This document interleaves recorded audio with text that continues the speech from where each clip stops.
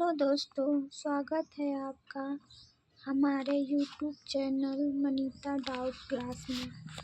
जैसा कि हम बता दें कि हम लोग UGC net paper 2 political science पढ़ रहे हैं, जिसमें कि अरस्तू का सिद्धांत देख रहे हैं। तो अरस्तू के बारे में अध्ययन कर रहे हैं। तो अरस्तू ने जो शासन का एक स्पेक्ट्रम का सिद्धांत दिया था, उसके बारे में देख लेते हैं। अरस्तू ने शासकों की संख्या और उनकी प्रेरणाओं के आधार पर सरकार के प्रकारों को वर्गीकृत किया। उन्होंने 3 अच्छे रूपों की पहचान की: राजशाही, अभिजात वर्ग और राजनीति। इन्हें उनके संबंधित विकृत रूपों द्वारा संतुलित किया गया था: अत्याचार, कुलीन तंत्र और लोकतंत्र। प्रत्येक रूप एक विकृत रूपों द्वारा संतुलित किया गया था और इस प्रत्येक रूप में राजशाही, अभिजात वर्ग और कई राज्य व्यवस्था के शासन के बीच में एक स्पेक्ट्रम आधारित होती है, जिसमें भ्रष्ट संस्करण जातियों और असंतुलन की ओर झुकते हैं। तो जो शासनों का स्पेक्ट्रम है वो राजशाही और अभिजात वर्ग और राज्य व्यवस्था को मिला जुला कर एक श्रेणी बनाई गई है। ठीक है, तो इसमें देख लेते हैं राजशाही। एक सदाचारपूर्ण शासन। अरस्तू ने राजशाही को एक सदाचारी शासन के रूप में देखा, जहाँ राज्य उसके नागरिकों के हित सर्वोपरि थे। अपने विकृत रूप में अत्याचार शासक का स्वार्थ आम भलाई पर हावी रहा। और दूसरा था अभिजात वर्ग। तो अभिजात वर्ग में कुल गुणी लोगों का शासन था। अभिजात वर्ग में उन गुणी लोगों का शासन था जो प्रतिनिधित्व करता था कि राज्य की भलाई को प्राथमिकता देते थे। फिर भी अपनी विकृत अभिवृत्ति से कुलीन तंत्र में कुछ लोग बहुसंख्यकों के कल्याण को कमजोर करते हुए स्वार्थी बन गए थे। तो राज्य व्यवस्था तीसरा था राज्य व्यवस्था। अनेक लोगों का संतुलन शासन। राज्य व्यवस्था एक संतुलित शासन का प्रतिनिधित्व करती है, जहां बहुमत सामान्य हित को ध्यान में रखते कर शासन करता है। इसका भ्रष्ट संस्करण सामूहिक भलाई की कीमत पर व्यक्तिगत स्वतंत्रता की अराजक खोज में विकसित हो गया। आदर्श शासन की खोज मध्य की सरकार थी। ठीक है, तो नेक्स्ट देख लेते हैं अरस्तू की अनुभव मूलक पद्धति। अनुभव मूलक पद्धति में बेसिकली अरस्तू यह कहते हैं कि ज्ञान प्राप्त करने का वह तरीका जिसमें ज्ञानेंद्रियां, जो हमारी ज्ञानेंद्रियां हैं, जैसे आँख, कान, नाक, जिह्वा, त्वचा, जिससे हम अनुभव करते हैं, उस पर अगर कोई निष्कर्ष निकाला गया हो तो सामान्य अवस्था में मनुष्य की ज्ञानेंद्रियों का अनुभव एक जैसा होता है। इसलिए अनुभव मूलक ज्ञान का सत्यापन किया जा सकता है।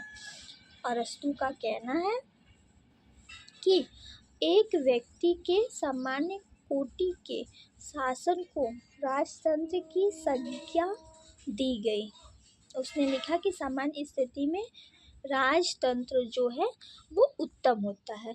ठीक है, परंतु जब राजा, जो राजतंत्र में राजा है, वह शक्ति पर कोई अंकुश नहीं रहता, तो ऐसा शासन धीरे धीरे भ्रष्ट होने लगता है। तो फिर नियंत्रण में बदल दिया जाता है शासन को। ठीक है, फिर इसके अस्तित्व में आने पर राज्य में विरोध की भावना पनपने लगती है और धीरे धीरे तब कुछ धनवान लोग नियंत्रण में को हटाकर बनाते हैं अभिजात तंत्र। ठीक है, इसको अभिजात तंत्र बनाते हैं और अभिजात तंत्र की जो राज्य की स्थापना होती है उसमें गिने चुने लोगों का शासन होता है। तो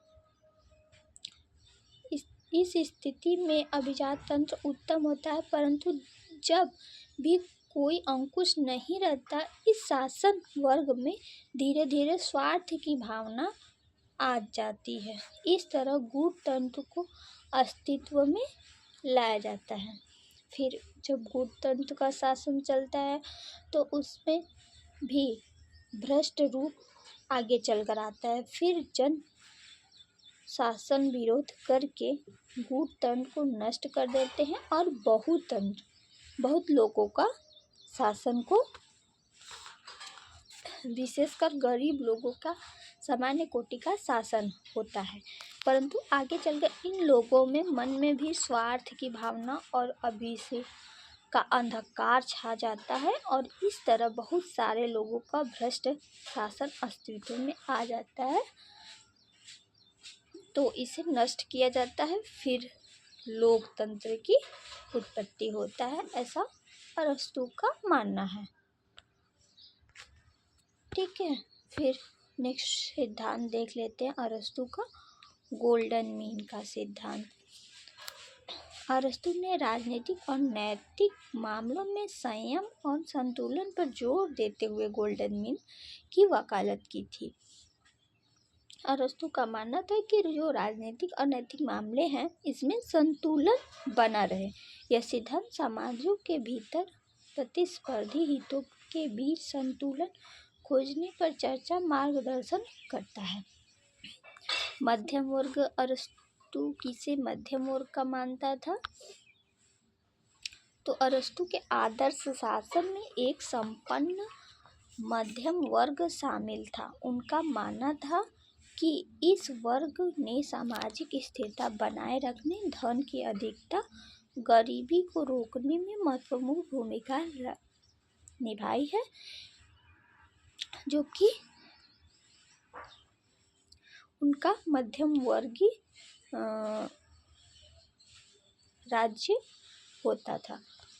उसके बाद देख लेते हैं नैतिक और राजनीतिक एकीकरण।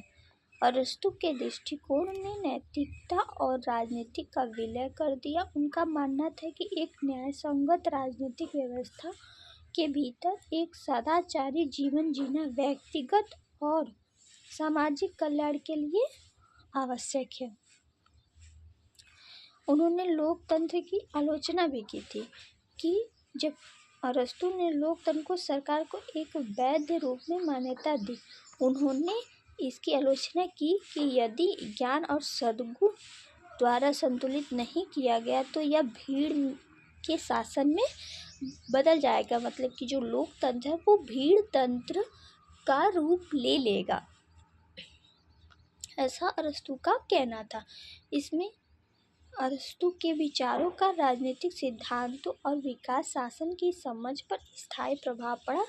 उनकी अवधारणा और न्याय, नैतिकता और समाज की संरचना पर आधुनिक चर्चाओं को आकार देती है। ठीक है, तो ये रहे कुछ अरस्तु के इम्पोर्टेंट सिद्धांत जो कि एग्ज़ाम के लिए इम्पोर्टेंट है।